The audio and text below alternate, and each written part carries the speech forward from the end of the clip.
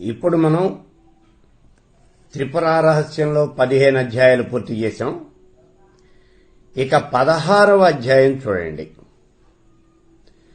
ఆ తాపసి అనేక విషయాలు తెలియజేస్తుంది ఈ యొక్క అష్టావక్రుడికి, మునికుమారుడైనటువంటి అష్టావక్రుడికి.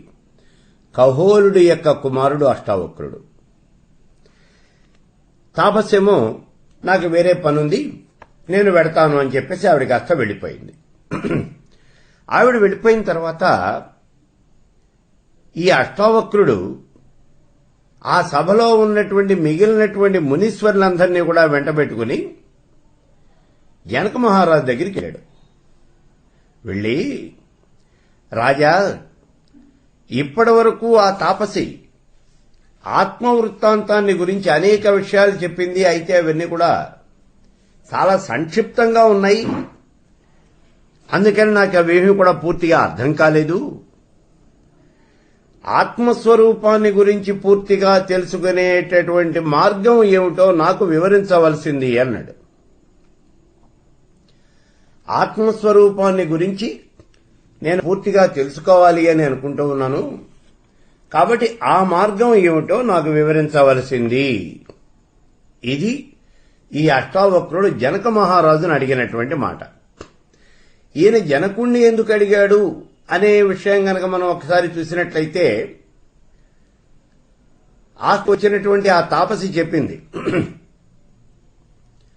అష్టావక్రుడితో అంది, మునికుమార, ఈ ఆత్మస్వరూపాన్ని తెలిసినటువంటి వాళ్ళు ఇక్కడ ఇద్దరే ఉన్నారు. ఒకటి నేను, రెండవది జనక మహారాజు. ఇప్పుడు నేను ఈ విషయాలన్నీ కూడా నీకు వివరించాను. ఇంకా ఏమైనా నీకు వివరణ అనేది కావాలి అంటే అదిగో వెళ్ళి ఆ జనక మహారాజును అడగవయ్యా అని చెప్పింది ఆవిడ. అందుకని ఇప్పుడు ఈ జనక మహారాజు దగ్గరికి వచ్చాడు, మిగిలినటువంటి మునీశ్వరులందరినీ కూడా వెంటబెట్టుకుని. ఈ అష్టావక్రుడు చెప్పినటువంటి మాటలు సావధానంగా విన్నాడు జనక మహారాజు. ఆయన చెప్పడం మొదలుపెట్టాడు. ఓ మునిబాలక, అష్టావక్ర, శుద్ధచితి అంటే పరమేశ్వర స్వరూపం. ఇది పూర్తిగా జ్ఞేయము అంటే తెలుసుకోతగినటువంటిది, తెలియతగినటువంటిది కాదు. పూర్తిగా అజ్ఞేయం అంతకన్నా కూడా కాదు. అంటే పూర్తిగా తెలుసుకోకూడనటువంటిది కాదు. అలాగే పూర్తిగా తెలుసుకోవాలి అంటే అది కూడా చాలా కష్టమైనటువంటి పని. అయితే ఎందుకనంటే ఇక్కడ ఇది తెలుసుకోకూడనిది అనేటటువంటి విషయం కాదు అనే మాట నువ్వు గట్టిగా గుర్తుపెట్టుకో. ఎందుకని అంటే ఇది గనక తెలుసుకోకూడదు అయినట్లయితే గురువు గారు నీకు ఎట్లా చెప్తాడు? కాబట్టి నువ్వు తెలుసుకోవాల్సిందే.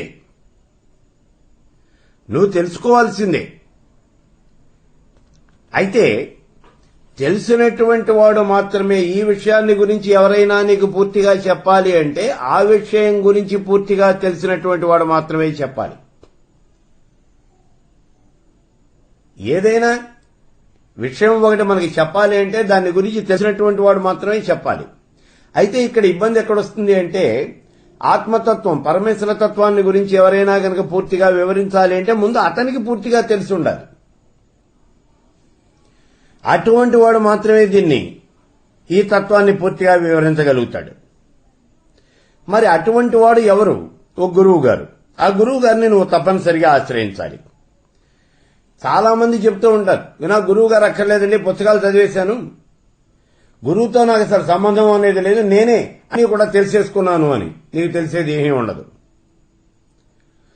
మనకి తెలిసేటటువంటి విషయాలన్నీ కూడా మిడిమిడి జ్ఞానం, ఇవి మాత్రమే తెలుస్తాయి. గురువు గారు అనేవాడు తప్పనిసరిగా ఉండి తీరాలి మనకి. అలాగే గురువుకి కూడా ప్రశ్నలు వేసేటటువంటి శిష్యులు తప్పనిసరిగా ఉండాలి. లేకపోయినట్లయితే ఆ విషయము అనేది, విషయ పరిజ్ఞానము అనేది సవ్యంగా సాగదు. అందుకని ఇక్కడ ఈ ఆత్మతత్వాన్ని గురించి పూర్తిగా తెలిసినటువంటి గురువుని ఎవరినైనా చూసి ఆయన్ని మనం ఆశ్రయించాలి ముందు. అయితే ఈ ఆత్మతత్వ జ్ఞానము అనేది అతి సులభంగానూ ఉంటుంది, అతి కష్టంగానూ ఉంటుంది. ఇది కూడా ఉపనిషద్ వాక్యమే మనకి చూడండి. ఆత్మ అనేది చాలా దగ్గరగా ఉన్నది, చాలా దూరంగా ఉన్నది అని చెప్తాడు. ఇది ఉపనిషద్ వాక్యం.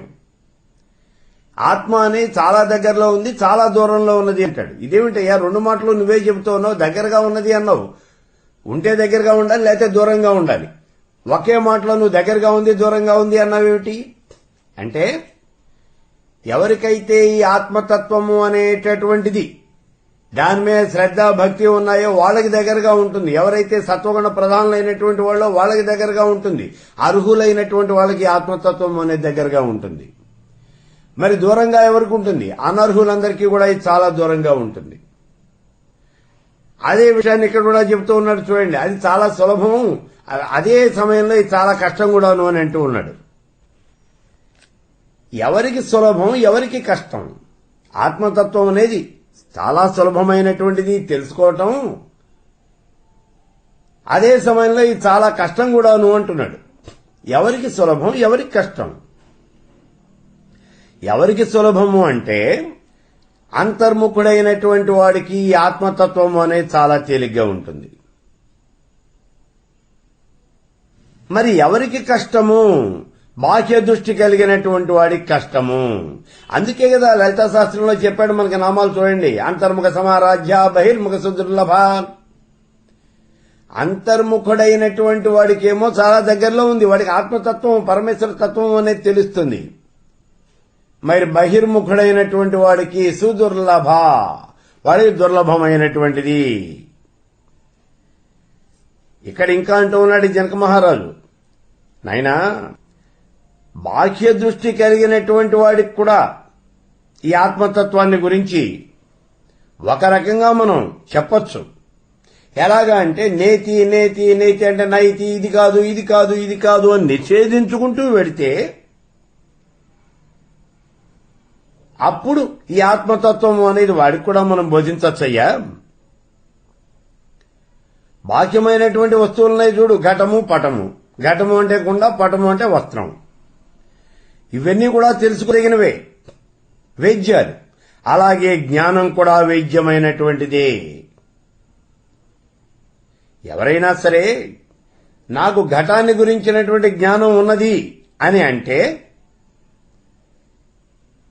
కుండ అనేది ఒకటి ఉంది, కుండ ఏ ఆకారంలో ఉంది, ఈ జ్ఞానం అంతా తెలియాలి. కుండని గురించినటువంటి విషయాలు తెలియాలి, కుండ ఏ ఆకారంలో ఉంది, అది ఏ రకంగా మనకు ఉపయోగిస్తుంది, ఈ విషయాలన్నీ తెలియాలి. అంటే కుండ ఎలా తయారవుతుందో తెలియాలి, అలాగే కుండ యొక్క ఉపయోగాలు ఏమిటో తెలియాలి, దాని ఆకారం ఏమిటో తెలియాలి. ఇవన్నీ కూడా మనం తెలుసుకోదగినటువంటివి. అంటే ఘటాకారంలో ఉన్నటువంటి జ్ఞానం కూడా, ఈ జ్ఞానం కూడా జ్ఞేయమే అవుతుంది, ఇది కూడా తెలుసుకోదగినదే అవుతుంది. ఇలా ఘటము మొదలైనటువంటి ఉపాధులు ఏవి కూడా లేకుండా జ్ఞానము అనేది వేద్యం కాదు. ఉపాధి ఉంటేనే ఇక్కడ వేద్యం అవుతుంది. ఘట జ్ఞానం, పట జ్ఞానం, ఇవన్నీ కూడా, ఇటువంటి జ్ఞానాలు అన్నింటిలోనూ కూడా జ్ఞాన స్వరూపము అనేది అంతర్లీనంగా భాసిల్లుతూ ఉంటుంది. ఘట జ్ఞానంలోనూ పట జ్ఞానంలోనూ కూడా, అంటే ఏ వస్తువుని గురించి మనం తెలుసుకున్నప్పటికీ అందులో ఈ జ్ఞాన స్వరూపము అనేది అంతర్లీనంగా భాసిల్లుతూ ఉంటుంది. అప్పుడు ఆ జ్ఞానం ఆ రూపాలతో వేద్యమే అవుతుంది, అంటే తెలుసుకోదగినదే అవుతుంది. ఈ రకంగా ఉపాధి రహితంగా అన్నింటిలోనూ అనున్యూతంగా ఉండేటటువంటి జ్ఞానం చితి యొక్క నిజమైనటువంటి స్వరూపము. చాలా గొప్ప మాట చెప్పాడు చూడండి ఇక్కడ. అన్నింటిలోనూ అనున్యూతంగా ఉండేటటువంటి జ్ఞానమే చితి యొక్క నిజమైనటువంటి స్వరూపము. అందుకే చితిని సర్వాంతర్యామి, అన్నింటి యందు కూడా అంతర్లీనంగా ఉండేటటువంటిది. అందుకే సర్వాంతర్యామి అని చెప్తూ ఉన్నాడు. అంతర్యామిగా ఉండేటటువంటిది అదేనయ్యా చితి యొక్క నిజమైనటువంటి స్వరూపము అంటున్నాడు. ఈ విషయాన్ని గురించే మనకి చాందోగ్యోపనిషత్తులో చెప్పాడు చూడండి. ఉద్దాలకుడు తన కుమారుడైనటువంటి శ్వేతకేతువుకి బ్రహ్మజ్ఞానాన్ని ఉపదేశిస్తూ పరమేశ్వర స్వరూపం అంతర్యామి అని చెప్పాడు. అంతర్యామి ఈ చరాచర జగత్తంతా కూడా వ్యాపించి ఉన్నది అన్నాడు. ఎలా వ్యాపించి ఉన్నది అంటే, ఆ వ్యాపించి ఉన్నటువంటి చితి స్వరూపం పరమేశ్వర స్వరూపం ఎవరో కాదయ్యా, నువ్వేను. నువ్వే పరమేశ్వర స్వరూపం, తత్వమసి. ఇది మహావాక్యం, ఛాందోగ్యోపనిషత్తులో చెప్పినటువంటి మహావాక్యం ఇది. ఈ మహావాక్య వివరణ ఇచ్చాడు అక్కడ ఉదాలకుడు తన కుమారుడైనటువంటి శ్వేతకేతువుకి. ఓ కుమారా, ఆకాశంలో సూర్యుడు ప్రకాశిస్తూ ఉన్నాడు.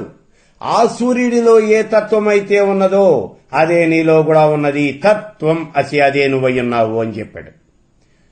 అలాగే మనకి మళ్ళీ బృహదారణ్యకోపనిషత్తులోకి వచ్చినప్పుడు యాజ్ఞవల్క్యుణ్ణి ఈ ఉద్దాలకుడు అడిగాడు, అంతర్యామి అంటే ఏమిటో వివరించు అన్నాడు.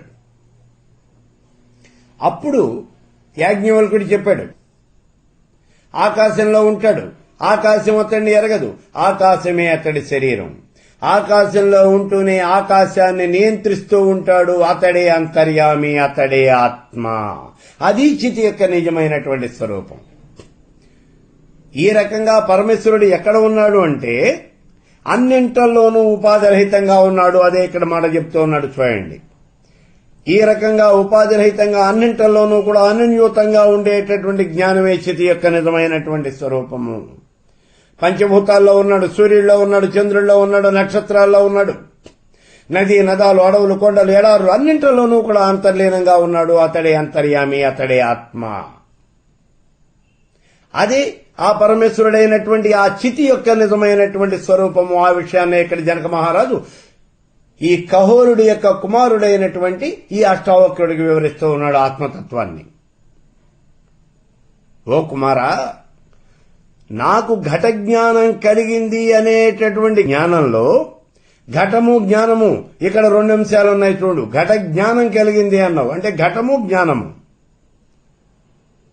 ఇందులో ఘటము అనేదేమో ప్రకాశ్యం, ఇక్కడ ప్రకాశించేది జ్ఞానం. ప్రకాశింప చేసేది ప్రకాశించేది. ఘటము అనేది ప్రకాశం అంటే ప్రకాశించేది.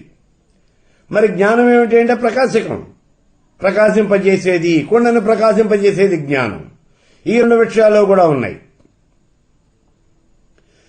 ఇప్పుడు ఈ ప్రకాశక మాత్రంగా ఉండేటటువంటిది ఇదే జ్ఞానం. ఈ జ్ఞానాన్నే భావశక్తి అని అంటారు. మన కంటికి కనిపించేవంటి ఈ ఘటంలో మట్టి, నీలం రంగు ఇవన్నీ కూడా అంతర్లీనంగా ఉన్నాయి. అలాగే భాసక రూపమైనటువంటి జ్ఞానంలో భాష్యము అనేది కూడా అంతర్లీనంగా అక్కడే ఉంటుందయ్యా. జ్ఞానము అనేటటువంటిది విషయాన్ని బట్టి మారుతూ ఉంటుంది. అదే ఘట జ్ఞానం, పట జ్ఞానం. జ్ఞానాలు అన్నీ కూడా ఒకే రకంగా ఉండవు. ఎందుకంటే ఘటానికి సంబంధించినటువంటి జ్ఞానం ఘటానిది, పటానికి సంబంధించినటువంటి జ్ఞానం పటానిది.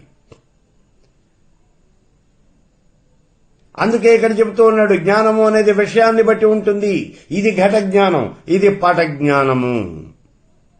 ఈ విషయాన్ని జ్ఞానాన్ని కలిగినటువంటి పురుషులు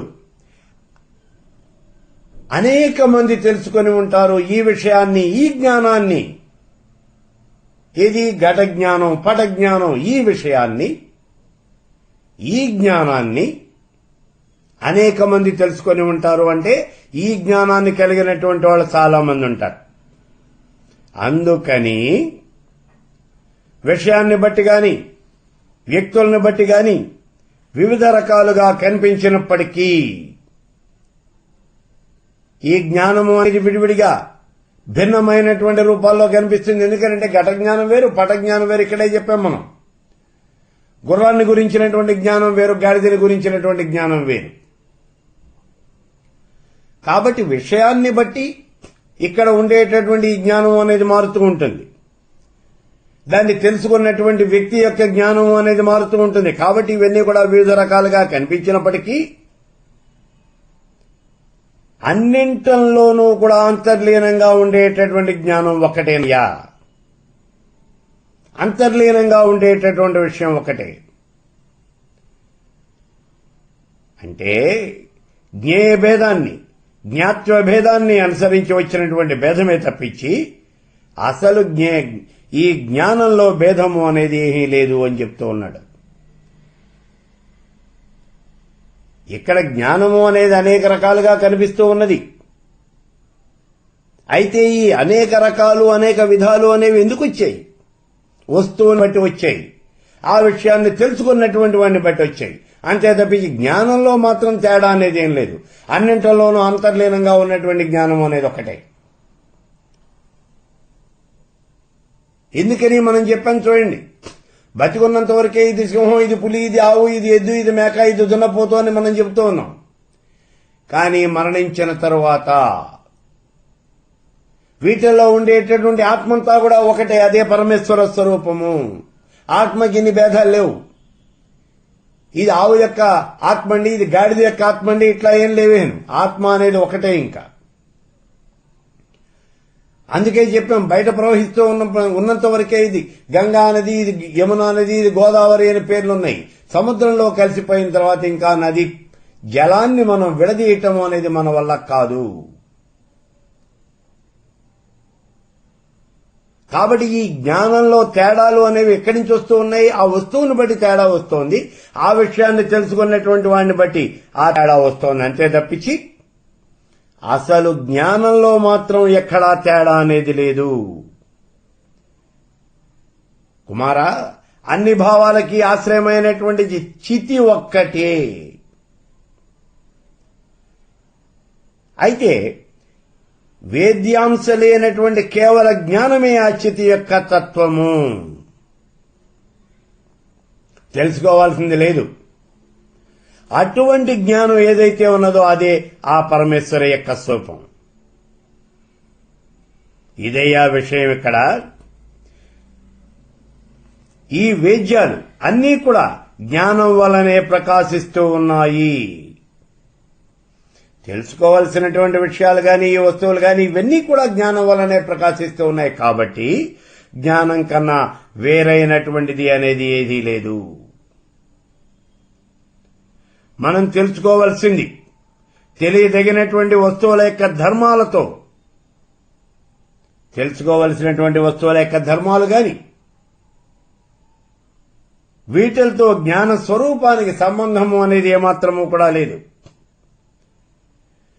సంకల్పరహితమైనటువంటి బుద్ధితో వేద్యాకారం లేనటువంటి జ్ఞానాన్ని మాత్రమే నీలో పరిశీలించు. అన్నింటినీ తెలుసుకునేటటువంటి ఆ జ్ఞాత ఏదైతే ఉన్నదో అదే చితి, అదే నీ యొక్క స్వరూపము అని చెప్పాడు. అన్నింటిలోనూ అంతర్లీనంగా ఉన్నటువంటిది, అన్నింటినీ తెలుసుకునేటటువంటి శక్తి కలిగి ఉన్నటువంటిది ఏదైతే ఉన్నదో అదే చితి, అదే నీ యొక్క నిజమైనటువంటి స్వరూపము. బృహదారణ్యకంలో యాజ్ఞవల్కుడు చెప్పారు చూడండి, అదే మాట చెప్తూ ఉన్నాడు ఇక్కడ. గాలిలో ఉన్నాడు, గాలి అతడు నెరగదు, గాలి అతడి శరీరం. గాలిలో ఉంటూనే గాలిని నియంత్రిస్తూ ఉన్నాడు. అతడే అంతర్యామి, అతడే ఆత్మ, అతడే చితి, అదే నువ్వు. అదే నీ యొక్క, ఆ చితే నీ యొక్క నిజమైనటువంటి స్వరూపమయ్యా అని చెప్తూ ఉన్నాడు ఇక్కడ. ఇంకా అంటూ ఉన్నాడు చూడండి, బింబాల యొక్క ఆకారంలో భేదాలు అనేవి ఉన్నాయి. అందువల్ల ఒకే అద్దం ఆ బింబాల ఆకారంతో అనేకంగా కనిపిస్తూ ఉంటుంది. బింబం, ప్రతిబింబం. ఒక వస్తువుని తీసుకొచ్చి అద్దం ఎదురుకుండా పెట్టాం. అద్దంలో ఒక ఆకారం కనిపిస్తోంది. ఏ ఆకారం కనిపిస్తోంది? ఈ వస్తువు ఆకారమే కనిపిస్తూ ఉన్నది ఇక్కడ. ఆ వస్తువుని తీసి ఇంకో వస్తువు పెట్టాం అంటే ఈ బింబం మారుస్తూ ఉన్నాం మనం. దీని యొక్క ప్రతిబింబం అద్దంలో కనిపిస్తూ ఉన్నది. కాబట్టి ఇక్కడ ఏమవుతూ ఉన్నది? ఈ బింబముల యొక్క ఆకారంలో తేడా అనేది ఉండటం చేత ఆ ఆకారంలో ఈ బింబాలు ఏ ఆకారంలో ఉన్నాయో ఆ ఆకారాలే అక్కడ కూడా మనకి అనేకంగా కనిపిస్తూ ఉన్నది అర్థం కూడా. అలాగే ఇక్కడ ఉన్నటువంటి చితి ఒక్కటేనయ్యా, కానీ దృశ్యాలు ఆకారంలో అనేకంగా కనిపిస్తూ ఉంటాయి. ఈ చరాచర జగత్తులో కనిపించేటువంటి దృశ్యాలు చూడు, 84 లక్షల రకాలైనటువంటి జీవరాశి కనిపిస్తూ ఉన్నది. ఇదే కాకుండా నది, నదాలు, అడవులు, కొండలు, ఎడారులు, ఇట్లా అనేకమైనటువంటి ఇవన్నీ కూడా కనిపిస్తూ ఉన్నాయి. ఈ రకంగా దృశ్యమైనటువంటి ఈ వస్తువులు, ఇవే దృశ్యాలు, వీటి యొక్క సంబంధాల వల్ల ఆ చితి వేద్యంగా భాసిస్తూ ఉన్నది. అంతేకాని సహజంగా అది వేద్యం కాదు. చరాచర జగత్తుకి కూడా ఆధారం ఏమిటి అంటే ఆ చితే, అదేనయ్యా ఆ పరమేశ్వర తత్వమే. అసలు శుద్ధ చితి అనేది ఏమిటి అనంటే అది ఆ తెలుసుకునేటటువంటి వాడి యొక్క రూపమే. ఎందుకనంటే నువ్వే పరబ్రహ్మ స్వరూపానివి అని పైనే చెప్పాడు ఇక్కడ మనకి. అన్నింటినీ తెలుసుకునేటటువంటి ఆ జ్ఞాతయే చితి, అదే నీ యొక్క నిజమైనటువంటి స్వరూపము అని చెప్పాడు. కాబట్టి శుద్ధ చితి ఏమిటి అంటే తెలుసుకునేటటువంటి వాడి యొక్క రూపమే. అట్లాంటప్పుడు నీ రూపమే ఆ చితి అయినప్పుడు ఇంకా నువ్వు తెలుసుకునేది ఏమిటి? తెలుసుకోవడానికి ఏమీ లేదు. ఆత్మగా భావించేటటువంటి ఈ దేహము మొదలైనటువంటివన్నీ కూడా ఇవి ఆత్మ కాదు అని మనం నిషేధించుకుంటూ వెళ్ళాలి. నైతి నైతి నైతి అని చెప్పేసి మనం నిషేధించుకుంటూ వెళ్ళాలి. ఇది ఆత్మ, ఇది ఆత్మ కాదు, ఇది ఆత్మ కాదు, మరి ఏది ఆత్మ? అన్నింటినీ నిషేధించగా చివరికి మిగిలేది ఏదైతే ఉన్నదో అదే ఆత్మ, అదే నిజమైనటువంటి నీ యొక్క స్వరూపము, అదే చితి. సర్వ నిషేధాలకి కూడా అవధి అంటే ఆఖరి మెట్టు అదే. ఇంకా అక్కడ నిషేధించేదేమీ లేదు. నిషేధించవలసినవన్నీ కూడా ఇక్కడి నుంచి నిషేధించుకుంటూ వెళ్ళిపోయినావు, ఇంకా మిగిలిందేం లేదు. ఇలా అన్నీ నిషేధించగా చివరకు మిగిలినటువంటి అవధి, ఆఖరికి మిగిలినటువంటి ఆ ఒడ్డు ఏదైతే ఉన్నదో అదే చితి, అదే పరమేశ్వర స్వరూపము, అదేనయ్యా నువ్వంటే. అది స్వయం ప్రకాశమైనటువంటిది. ఓ మునిబాలక, ఈ రకంగా నీ యొక్క నిజస్వరూపం ఏమిటో తెలుసుకోవయ్యా ముందు.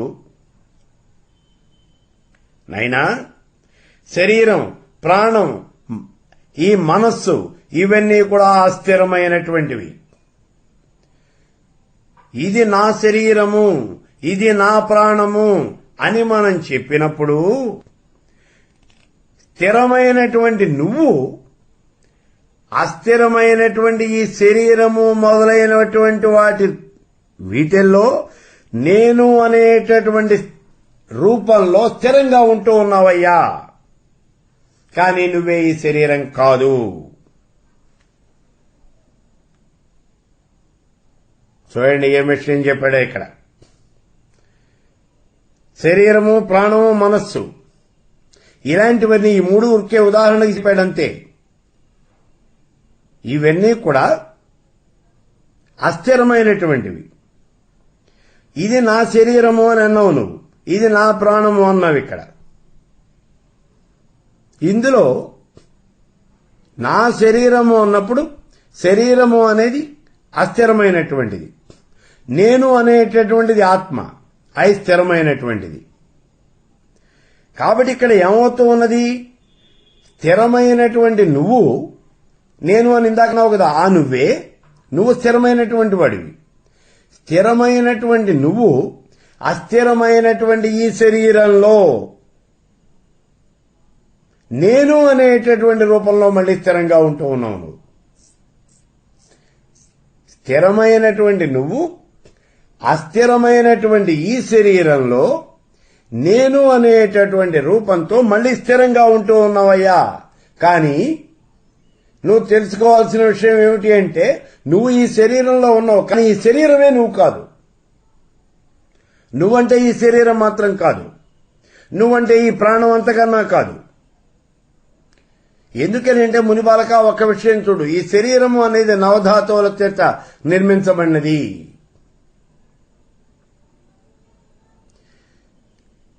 నవధాతువుల చేత నిర్మించబడినటువంటిది ఈ శరీరం. మరి ఇలా నవధాతువులతోనూ కూడినటువంటి శరీరం నువ్వెందుకు అవుతావయ్యా? అది నీ రూపం ఎట్లా అవుతుంది? కాదు. ఆత్మ అనేది ఎప్పుడూ కూడా నేను అనేటటువంటి రూపంలో ప్రకాశిస్తూనే ఉంటుంది, ఇందులో అనుమానం ఏం లేదు. అయితే శరీరం కన్నా వేరైనటువంటి కుండ మొదలైనటువంటి ఈ వస్తువుల్ని చూసేటటువంటి సమయంలో నేను అనేటటువంటి ఈ శరీరము మొదలైనవి ఏవి కూడా ఉండవు. ఓ కుండను చూస్తూ ఉన్నాం మనం. ఆ కుండను చూస్తూ ఉన్నప్పుడు నీ శరీరం ఉందే ఇక్కడ? నీ శరీరం గుర్తుందే? ఉండదు. ఆ కుండనే చూస్తూ ఉన్నావు నువ్వు. అదే అంటూ ఉన్నాడు, ఇలాంటి వస్తువులను చూసేటటువంటి సమయంలో శరీరము మొదలైనటువంటివి ఏవీ ఉండవు. ఇలా చెప్పుకుపోతూ ఉన్నాడు ఈ జనక మహారాజు. అష్టావక్రుడికి అనుమానం వచ్చింది, వెంటనే అడిగేస్తూ ఉన్నాడు ఇక్కడ, రాజా, వస్తువులను చూసేప్పుడు కూడా నేను చూస్తూనే ఉన్నాను, నేను ఉన్నాను ఇక్కడ. అలాగే నేను చూస్తున్నాను అన్నప్పుడు వస్తువులను చూస్తున్నాను. ఎవడు చూస్తున్నాడు? నా దేహమేగా చూస్తూ ఉన్నది, నా కళ్ళేగా. మరి నేను ఉన్నాను అని అన్నాను. నేను ఉన్నాను అంటే ఏముంటున్నాను ఇక్కడ? నా దేహమే కదా. మరి ఇప్పుడు నువ్వేం చెప్పావు? ఈ వస్తువులను చూసే సమయంలో ఈ దేహము అనేది ఇక్కడ ఉండదు అని అంటూ ఉన్నావు. మరి ఇక్కడ దేహం ఉన్నది కదా, కళ్ళతో చూసే దేహమే కదా, ఉన్నది దేహమే కదా, మరి ఏమిటి సమాధానం ఇది అన్నాడు. మణిపాలక, ఎంత అమాయకంగా మాట్లాడుతూ ఉన్నావయ్యా. నీ శరీరం అంటే తెల్లగా, లావుగా, ఎత్తుగా, ఇది కదా నీ శరీరం. ఈ శరీరం ఎక్కడా కూడా భాషించటం లేదు చూడు. ఒకవేళ ఈ శరీరమే గనక భాషించినట్లయితే తెల్లగా, లావుగా, ఎత్తుగా ఉండేటటువంటి నేను ఈ కుండని చూస్తున్నాను అని నువ్వు అనుకోవాలి. నువ్వు అట్లా అనుకున్నావా? లేదు, నేను ఈ కుండను చూస్తున్నాను అంటున్నావు. మరి అటువంటి సమయంలో ఆత్మ కానటువంటి ఈ శరీరాన్ని ఆత్మగా భావించి నేను చూస్తున్నాను అని అంటూ ఉన్నామంతే. ఆత్మ కానటువంటి ఈ శరీరాన్ని మనం ఆత్మగా భావిస్తూ ఉన్నాం. ఈ శరీరమే ఆత్మ అని అక్కడ భావన చేసి నేను చూస్తూ ఉన్నాను అని అంటున్నాం. అంటే చూస్తున్నది నువ్వు కాదు, నీ ఆత్మ. ఇది నా శరీరము అన్నప్పుడు శరీరము అనేది ఆత్మ కన్నా వేరైనదే, అంతేగాని శరీరమే ఆత్మ కాదు. ఇది నా శరీరము అన్నప్పుడు నా శరీరము అంటున్నాం మనం. ఇది నేను అని చెప్పటం లేదు, ఈ శరీరం నేను అని చెప్పటం లేదు, నా శరీరము అంటున్నావు. ఇక్కడ నా అనేది ఎవరు? శరీరము అనేది ఇక్కడే ఉంది, నిజమే. మరి నా అనే ఒక పదాన్ని వాడావు నువ్వు. ఈ నా అంటే ఎవరు? నువ్వంటే ఎవరు ఇక్కడ? నీ ఆత్మ. కాబట్టి ఇక్కడ చూస్తూ ఉన్నది అంటే ఎవరు చూస్తున్నారు?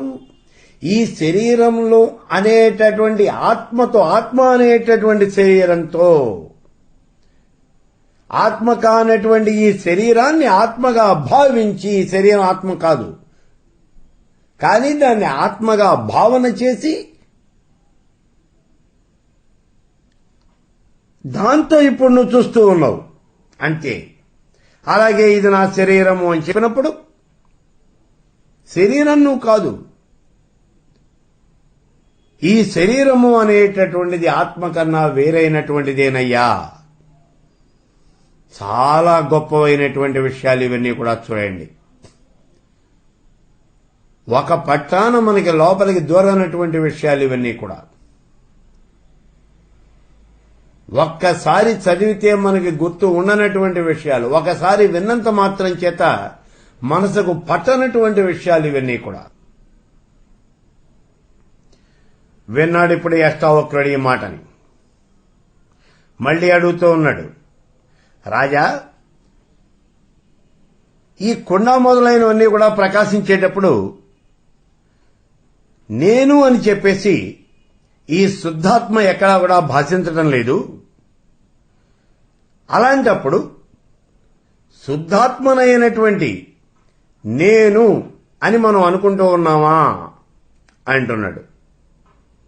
అంటే నాయనా, ఆ సమయంలో శుద్ధభావం గనక లేకపోయినట్టయితే ఈ ఘటాదులు ఏవి కూడా ప్రకాశించవు. కాబట్టి ఈ శుద్ధ భావన అనేది ఉన్నది అని చెప్పాడు. ఎందుకంటే మొట్టమొదటిలో ఇప్పుడు ఈ అష్టావక్రం అడిగింది అదే, శుద్ధాత్మ భాషించడం లేదు కదా అన్నాడు. కాదయ్యా, అప్పుడు ప్రకాశించేది ఈ శుద్ధభావం లేకపోతే ఇవి ఏవి కూడా ప్రకాశించవు. దీపం లేకపోతే వస్తువులు కనిపించవు నీకు. ఏదైనా ఒక వస్తువు నీ కంటికి కనిపిస్తూ ఉన్నది అంటే అక్కడ దీపం ఉన్నది అనే అర్థం. అట్లాగే ఏదైనా సరే ఒక దృశ్యం ప్రకాశిస్తూ ఉన్నది అంటే అక్కడ ఉన్నటువంటి సంవిత్తు ప్రకాశిస్తూ ఉన్నది అనే చెప్పాలి మనం.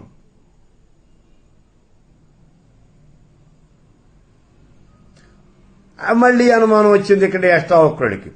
సరే, బానే ఉంది. ఒకవేళ అది ప్రకాశించినా నేను అని చెప్పేసి అది ప్రకాశించడం లేదు కదా అంటున్నాడు. అంటే నేను అనేది ప్రకాశించడం లేదు కదా. మునిబాలక, ఒక రూపం అనేది లేకుండా ఏది ప్రకాశించదయ్యా. రూపం లేనటువంటిది ఏం ప్రకాశిస్తుంది? రూపం లేనటువంటిది ప్రకాశించదు.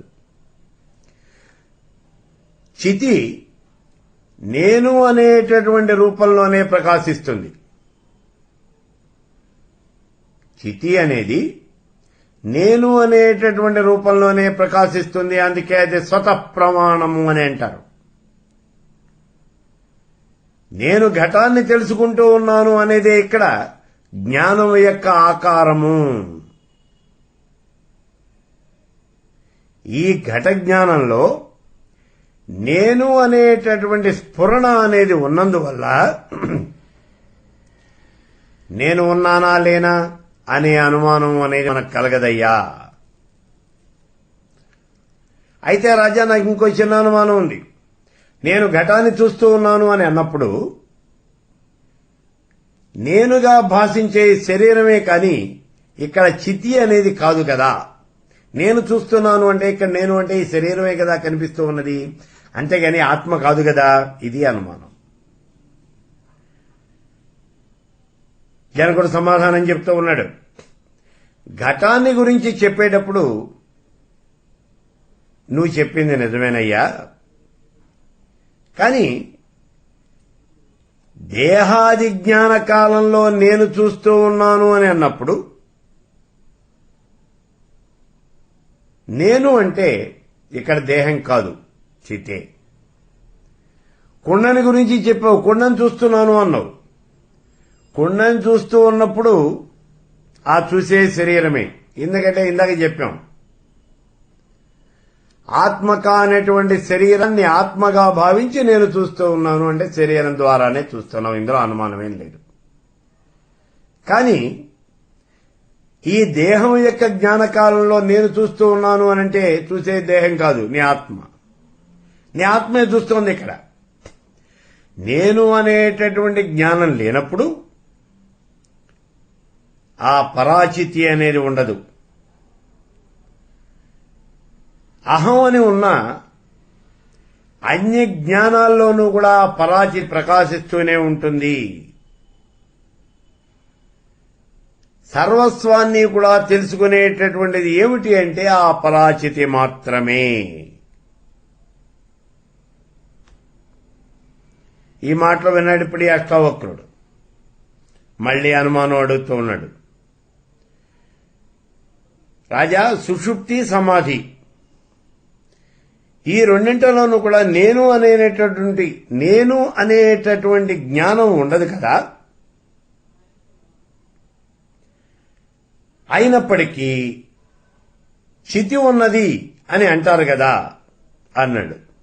ఇప్పుడు చూడండి, పైకి వెళ్ళాడు. సుషుప్తి సమాధి ఈ రెండింటిలోనూ కూడా నేను అనేటటువంటి జ్ఞానం ఉండదు కదా.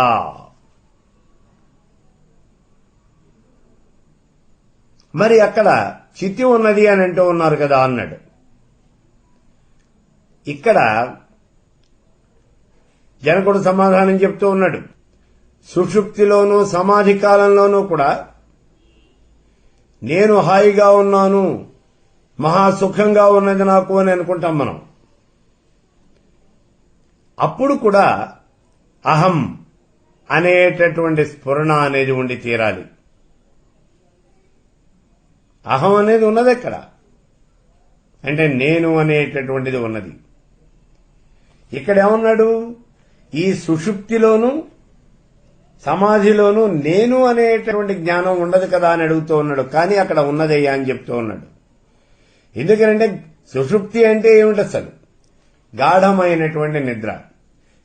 ఆ నిద్ర లేచిన తర్వాత ఏం చెబుతాడు, హాయిగా నిద్రపోయానయ్యా, నేను చాలా సుఖంగా ఉన్నది నాకు అన్నాడు. నేను అని చెప్తూ ఉన్నాడు. అదే అహం అంటే. మరి ఇక్కడ నేను అనేది లేదంటావు ఏమిటి అసలు? సుషుప్తిలోనూ ఉంది, సమాధిలోనూ ఉంది. అయితే ఇక్కడ ఒక్క నిమిషం మనం పక్కకి పెడదాం. ఈ సుషుప్తి అంటే ఏమిటో చూద్దాం. సుషుప్తిని గురించి ఛాందోగ్యోపనిషత్తులో చెప్తాడు. ఇక్కడ అరుణుడి యొక్క కుమారుడైనటువంటి ఈ ఉద్దారకుడు తన కుమారుడైనటువంటి శ్వేతకేతువుకి సుషుప్తిని గురించి వివరిస్తాడు ఛాందోగ్యోపనిషత్తులో. ఏమిటి అంటే, మానవుడు గాఢమైనటువంటి నిద్రలో ఉన్నప్పుడు దాన్ని సుషుప్తి అని అంటారు. జాగ్రత్త, స్వప్న, సుషుప్తులు అనేటటువంటి మూడు కూడా అవస్థలు. వీటిని అవస్థాత్రయము అని అంటారు. అందులో మూడో అవస్థే ఇక్కడ ఈ సుషుప్తి. ఈ సుషుప్తిలో ఉంటాడు. ఆ సమయంలో జీవుడు పరమ సత్తా పొందుతాడు. అంటే తన యొక్క నిజస్వరూపం ఏదైతే ఉన్నదో దాన్ని పొందుతాడు. కాబట్టి అతన్ని గురించి మనం ఏదన్నా చెప్పాలి అంటే నిద్రపోతూ ఉన్నాడా, మంచి నిద్రలో ఉన్నాడు అని అంటాం మనం. అద్దంలో చూసినప్పుడు మన యొక్క రూపము అనేది అద్దంలో కనిపిస్తుంది. కానీ అద్దం తీయంగానే మన రూపం కాస్త ప్రతిబింబం అనేది మాయమైపోతుంది. మరి అక్కడ ఏం మిగులుతుంది అంటే మన బింబం మిగులుతుంది. అంటే మన యొక్క నిజస్వరూపం మాత్రం అక్కడ మిగిలి ఉంటుంది. అదేవిధంగా సుషుప్తావస్థలో మనస్సు, ఇంద్రియాలు అన్నీ కూడా పనిచేయడం మానేస్తాయి. అక్కడ మిగిలేది ఏమిటి అంటే ఆత్మ ఒక్కటే. ఆ ఆత్మ నిజమైనటువంటి రూపంలో మిగులుతుంది. ప్రతిబింబం లాంటి జీవభావం అంతా కూడా పోయి మిగిలేటటువంటిది ఆ సమయంలో ఆత్మభావం ఒక్కటే. ఆత్మ అనేటటువంటి భావం ఒక్కటే మిగులుతుంది, ఆత్మభావం.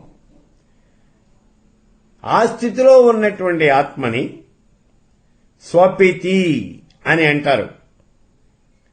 తన యొక్క ఆత్మ తనలోనే ఉన్నది అని, అతడు నిద్రిస్తూ ఉన్నాడు అని, ఆత్మ నిద్రిస్తూ ఉన్నది అని అంటారు. ఇంద్రియాలన్నీ కూడా బాగా అలసిపోయి ఒక్కొక్కటే మనస్సులో లీనమైపోతాయి. మనస్సు కాస్త ప్రాణంలో లీనమైపోతుంది. అంటే సుషుప్తావస్థలో ఒక్క ప్రాణం మాత్రమే మేలుకొని ఉంటుంది. మిగిలినటువంటివన్నీ కూడా మనస్సు కూడా నిద్రావస్థలోకి వెళ్ళిపోతుంది, లీనమైపోతుంది. ఇప్పుడు ఈ ప్రాణమే ఇంద్రియాల యొక్క, మనస్సు యొక్క అలసటంతా కూడా తీరుతూ ఉంటుంది. ఇది ఇక్కడ సుషుప్తి అనేటటువంటిది. ఇది తమోగుణ ప్రధానమైనటువంటిది. ఈ సుషుప్తి అనేటటువంటిది తమోగుణ ప్రధానమైనటువంటిది. గాఢ నిద్ర అని అంటారు. అదే విషయాన్ని అడుగుతున్నాడు. ఇప్పుడు ఈ సుషుప్తిలోనూ సమాధిలోనూ ఈ రెండింటిలోనూ కూడా నేను అనేటటువంటిది ఉండదు కదా అన్నాడు. ఉండకపోవడం అంటే నయం. నిద్ర లేచిన తర్వాత నేను నిద్రపోయాను, నేను హాయిగా ఉన్నాను, నేను సుఖంగా ఉన్నాను అని చెప్తూ ఉన్నాడు కదా. మరి లేకపోతే అక్కడ నేను అని ఎందుకు అంటున్నాడు? కాబట్టి అక్కడ నేను అనేది ఉన్నది అని చెప్పాడు. మళ్లీ అనుమానం వచ్చింది. సుషుప్తి సమాధి ఈ రెండింటిలోనూ కలిగేటటువంటి ఈ అహం అనేటటువంటి స్ఫూర్తి నిర్వికల్పమైనది, అంతేగాని అది సవికల్పమైనటువంటిది కాదు కదా. అక్కడ కలిగేటటువంటి అహం అనేటటువంటి స్ఫూర్తి నిర్వికల్పమైంది గాని సవికల్పం కాదు కదా. ఇది నా అనుమానం. ఇక ఒకసారి నిర్వికల్పం అంటే ఏమిటి, సవికల్పం అంటే ఏమిటో మనం చూడాల్సి వస్తుంది. ఇక్కడ అహము అనేటటువంటి జ్ఞానం రెండు రకాలుగా ఉంటుంది, నిర్వికల్ప జ్ఞానం, సవికల్ప జ్ఞానం అని. అసలు వికల్పం అంటే ఏమిటి? భేదం, తేడా. భేదం ఉండనటువంటి, తేడా ఉండనటువంటి జ్ఞానాన్ని నిర్వికల్ప జ్ఞానము అని అంటారు. భేదం ఉండేటటువంటి జ్ఞానాన్ని సవికల్ప జ్ఞానము అని అంటారు. భేదం ఉంటే నిర్వికల్పం అంటారు, భేదం లేకపోతే సవికల్పం అంటారు. నేను చూస్తున్నాను అన్నప్పుడు ఇక్కడ జ్ఞానం దేహబుద్ధితో కలిసి ఉంటుంది. అంతేగా మరి దేహమేగా చూసేది, అందుకని దేహబుద్ధితో కలిసి ఉంటుంది. అందుకే అది సవికల్పం అవుతుంది. అదే సుషుప్తిలో గాని సమాధిలో గాని ఈ దేహము మొదలైనటువంటి ఈ తేడా అనేది, ఈ భేదబుద్ధి అనేది ఏమీ ఉండదు. అందుకని అక్కడ నిర్వికల్ప జ్ఞానం అవుతుంది. అయితే సమాధి స్థితిలో గనక చూసినట్లయితే జ్ఞాత, జ్ఞానము, జ్ఞేయము ఇవే ఉండవు. జ్ఞాత అంటే ఎరుక కలిగినటువంటి వాడు, జ్ఞానము అంటే తెలియబడినటువంటిది, జ్ఞేయము అంటే తెలియ తగినటువంటిది. ఇవేం తేడాలు ఉండవు ఇక్కడ, అన్ని ఒకటే ఉండేది. జ్ఞానమైనటువంటి చితి మాత్రమే ఉంటుంది, అదే అహం అని చెప్పేసి మనకి స్ఫురణకు వస్తూ ఉంటుంది. నిజంగా చెప్పాలి అంటే ఇది కేవలం ప్రకాశ రూపమే. అయినప్పటికీ అహం అనేటటువంటి శరీరంతో ప్రకాశిస్తూ ఉంటుంది. జ్ఞాత, జ్ఞేయము అనేటటువంటి ఏవి కూడా ఇక్కడ ప్రకాశించవు. అందుకే దీన్ని పూర్ణహంత, పూర్ణఖ్యాతి అని అంటారు. అయినప్పటికీ అందరికీ అర్థమయ్యేటటువంటి భాషలో గనక చెప్పాలి అన్నట్లయితే దీన్ని అహం అంటారు. ఇక్కడ అహం అనేటటువంటిది మనం చెప్పుకునే అహం కాదు. మనం చెప్పుకునే అహం అంటే ఒళ్ళు పొగరు అని, వాడికి అహం ఎక్కువ అండి అంటారు. అంటే నేను అనేటటువంటి పాలు ఎక్కువ అని, అది పొగరు. ఆ అహం వేరు, ఈ అహం వేరు ఇక్కడ. అంతే తప్పించి వాస్తవంగా గనక చూసినట్లయితే ప్రకాశాత్మకమే అయినటువంటి చితి వాగ్రూపమైనటువంటిది కూడా కాదు. అయితే అంటే ఇక్కడ అహం అనేది కూడా కాదు. అయితే ఈ వాగ్రూపం గనక లేకపోయినట్లయితే జగత్తులో ఏవి కూడా భాషించవు, ఏవి కూడా కంటికి కనిపించవు. ఏదో నామం ఉండాలి, ఏదో రూపం ఉండాలి, లేకపోతే మన కంటికి కనిపించదు. వాగ్రూపం గనక లేకపోయినట్లయితే ఈ జరాచర జగత్తంతా కూడా చీకటైపోతుంది.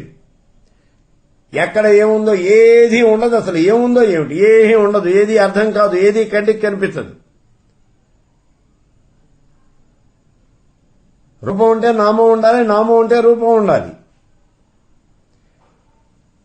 మరి నామం రూపం కనుక లేకపోయినట్లయితే కంటికి ఏది కూడా కనిపించదు. నామరూపాలు లేనటువంటి, అందుకే నామరూపాలు లేకుండా పోయాడు అంటారు. అంటే కంటికి కనిపించకుండా పోయాడు, సర్వనాశనం అయిపోయాడు అని. కాబట్టి నామరూపాలు అనేవి ఏమన్నా ఉంటేనే మన కంటికి కనిపిస్తాయి, లేకపోతే కనిపించవు. ఈ నామరూపాలు లేకపోయినట్లయితే జగత్తంతా కూడా పూర్తిగా అంధకారం అయిపోతుంది, ఏమీ కనిపించదు, ఏది అర్థం కాదు. అది ఇది అనే తేడా ఏమి ఉండదు. అసలు అది ఇది అనేదే ఉండదు ఇక్కడ. తేడా ఏమిటి? ఏమి ఉండదు ఇక్కడ. కాబట్టి మునికుమారా, ఆ పరాచితి పరమేశ్వర తత్వం అదే నువ్వు, అదే నీ స్వరూపం. అందువల్ల నువ్వు వెంటనే లే, అంతర్ముఖుడివిక. నువ్వు ఇలా కూర్చుంటే ఆ పరాచితి అనేది నీకేం తెలియదు, నీకు అర్థం కాదు. నువ్వు అంతర్ముఖుడివి కా.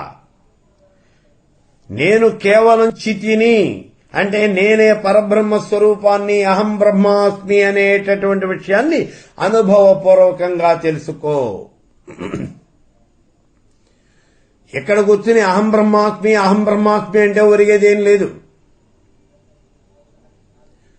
ఇవి కేవలము పదముల యొక్క గారడి మనం తెలుసుకోవటము అనేది. ఇలా తెలుసుకోవటంలో ఉపయోగమేం లేదు. అందుకే అనుభవపూర్వకంగా తెలుసుకో, ఆత్మని దర్శించు.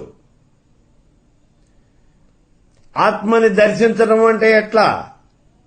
బాహ్య చక్షువులతో కాదు, నీ కళ్ళతో ఏదో ఇలా చూడటం కాదు, నీ మనస్సుతో చూడు.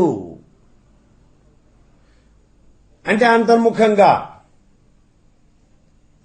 అప్పుడు మనస్సుతో చూడు. ఇక్కడ చక్షువు అనేటటువంటి పదానికి అర్థం ఏమిటి అంటే మనస్సు అని. అంతే తప్పించి నీకు బయటకు ఉన్నటువంటి ఈ చర్మ చక్షువు కాదు. కల్లో కూడా ఈ బాహ్య చక్షువులు అనేవి పనిచేయవు. చూడండి, కళలో ఏదైనా ఒక దృశ్యాన్ని కనుక దర్శించాము అంటే అది కూడా మనస్సుతోనే దర్శిస్తాం. అందువల్ల నీకు చక్షువు అంటే ఏమిటి అంటే మనస్సే ముఖ్యమైనటువంటి చక్షువు. కాబట్టి ఆ మనస్సుతోనే ఆత్మదర్శనం చేసుకో, ఆత్మని దర్శించు. నేనే పరబ్రహ్మ స్వరూపాన్ని అని నువ్వు అనుభవపూర్వకంగా తెలుసుకో. అయితే మనస్సుని అంతర్ముఖం చేయాలి అని చెప్పాను కదా మునిబాలక నీకు. ఆ అంతర్ముఖం చేయాలి అంటే మనస్సుని వెనక్కి తీసుకురావాలి. ఈ వెనక్కి తీసుకురావడం అంటే ఏమిటో చెప్తా వినిప్పుడు. మనస్సు గనక వెనక్కి రాకపోయినట్లయితే మనం దేన్ని చూడలేం. ఎక్కడైనా సరే ఏదైనా ఒక వస్తువుని మనం చూడాలి అంటే ఆ వస్తువు మీద మనం దృష్టిని కేంద్రీకృతం చేయాలి. అప్పుడు ఆ వస్తువు మనకి స్పష్టంగా కనిపిస్తుంది.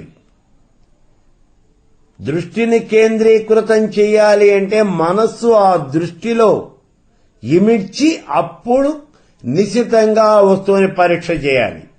మనస్సు పెట్టి చూడాలి. అప్పుడు ఆ వస్తువు స్పష్టంగా కనిపిస్తుంది. అలా గనక కాకపోయినట్లయితే ఎదురుకుండా ఉన్నటువంటి వస్తువు కూడా మనకు కనిపించదు, మనకి సరిగా అర్థం కాదు. మనస్సుని వెనక్కి తీసుకొచ్చినప్పుడు ఇంద్రియాలన్నీ కూడా తమ తమ విషయాలన్నీ కూడా గ్రహిస్తాయి. ఏకాగ్రత అనేది కావాలి. ఏకాగ్రత గనక లేకపోయినట్లయితే మనస్సు దేన్ని గ్రహించలేదు. దేన్ని అంటే సుఖము దుఃఖము వీటిని కూడా గ్రహించలేదయ్యా. ఈ విషయం గుర్తుపెట్టుకో. ఈ విషయం ఆ మునిబాలకుడైనటువంటి అష్టావక్రుడి కన్నా మనం జాగ్రత్తగా గుర్తుపెట్టుకోవాలి. చూడండి, ఏకాగ్రత అనేది అవసరం. చాలా మంది చెప్తూ ఉంటారు, మా వాడికి ఏకాగ్రత అనేది ఇక్కడ కుదరటం లేదండి అని. ఎందుకు కుదరదు? ఎవరికైనా కుదురుతుంది, దాని మీద ఆసక్తి లేదంటే. ఏకాగ్రత కనుక లేకపోయినట్లయితే సుఖాన్ని అనుభవించలేడు, దుఃఖాన్ని అనుభవించలేడు, చాలా పనులు చేయలేడు, ఏ పని కూడా చేయలేడు ఏకాగ్రత అనేది లేకపోయినట్లయితే. అందుచేత మనస్సుని ఇతర వస్తువుల నుంచి ఇతర విషయాల నుంచి ముందు మనం దూరం చేయాలి. అది ఏకాగ్రత అంటే. ఇక్కడ ఏకాగ్రత కావాలంటే ఏం చేయాలి? ఇతర వస్తువుల మీద నుంచి ఇతర విషయాల మీద నుంచి మనసుని ఇతరులు తీసుకొచ్చేయాలి. అలా తీసుకొచ్చేసి మనం చేయవలసినటువంటి పని మీద దాని మీద పెట్టాలి ఈ మనస్సుని. లేదా చూడవలసినటువంటి వస్తువు ఏదైతే ఉన్నదో ఆ వస్తువు మీదనే మన దృష్టిగా కేంద్రీకృతం చేయాలి. ఇలా చేసినట్లయితే ఏకాగ్రత అనేది వస్తుంది. ఇప్పుడు నీ యొక్క దృష్టి దానంతటా అదే అంతర్ముఖం అవుతుంది. నువ్వు ఎప్పుడైతే ఏకాగ్రత అనేది చేయగలిగావో దృష్టి అంతర్ముఖం అవటం అనేది ఆటోమేటిక్ గా జరుగుతుంది. ఇక నీకు రెండో విషయం చెప్తాను విను. చిదాత్మ యొక్క దర్శనం కావాలి. దీన్ని మనం మనసుతోనే తెలుసుకోవచ్చు. ఆ సమయంలో అది వేద్యం అవుతుంది. మనం గనక దాన్ని అంటే తెలుసుకునేటటువంటి విషయం అవుతుంది, తెలుసుకోదగినటువంటి విషయం అవుతుంది. మనం గనక దాన్ని తెలుసుకోలేకపోయినట్లయితే అది అవేద్యం అవుతుంది. అంటే దాన్ని తెలుసుకోవటం మన వల్ల కాదు అనిపిస్తుంది మనకి.